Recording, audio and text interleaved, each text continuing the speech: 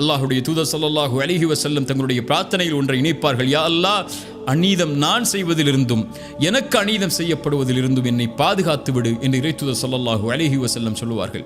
நீதிக்கு மாற்றமாக நடத்தல் தான் அநீதம். எந்த ஒரு உரிமை ஒருவருக்கு கொடுக்கப்பட வேண்டுமோ அந்த உரிமைக்கு மாற்றமான ஒரு செயலை செய்தல் தான் அநீதம்.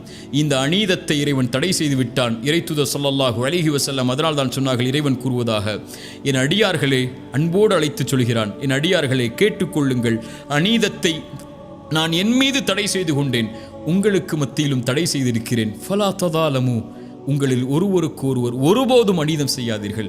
இறைவன் உங்களுக்கு அநீதம் செய்வதில்லை. ஆனால் நீங்கள் படைப்புகள், உங்களுக்கு எந்த உரிமையும் அநீதம் செய்வதற்கு இல்லாத பட்சத்தில் உங்கள் பெற்றோர்களுக்கு, உங்கள் உறவுகளுக்கு, உங்களுடைய கணவனுக்கு, உங்களுடைய மனைவிக்கு, பிள்ளைகளுக்கு, நண்பர்களுக்கு, உறவுகளுக்கு, அண்டை வீட்டாருக்கு, தெரிந்தவருக்கு, தெரியாதவருக்கு, உங்கள் மதத்தை சார்ந்து வாழ்பவருக்கு, உங்களை மதத்தை சார்ந்து வாழாத எவருக்கும் ஒரு கடுகளவு கூட அநீதம் செய்து விடாதீர்கள்.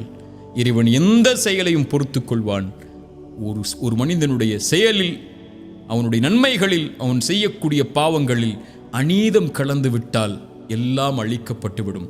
அநீதம் செய்யப்பட்டவன், நான் ஒருவனுக்கு அநீதம் செய்து அநீதம் செய்தவன் எனக்கு எதிராக ஒரு பிரார்த்தனையை செய்து விட்டால் அவ்வளவுதான், வாழ்ந்த வாழ்க்கை முழுக்க வீணாகும். இறைத்தூதர் ஸல்லல்லாஹு அலைஹி வஸல்லம் கூறிய இந்த செய்தியை பாடமாக, படிப்பனையாக பெற்றுக்கொள்வோம். அடுத்த சமூக நீதியுடைய செய்தியோடு அடுத்த அமர்வில் சந்திப்போம். ஜஸாக்குமுல்லாஹு கைரன். அகூலு கௌலி ஹாதா, அஸ்தக்ஃபிருல்லாஹ் லீ வலக்கும். அஸ்ஸலாமு அலைக்கும் வரஹ்மத்துல்லாஹி வபரகாத்துஹு.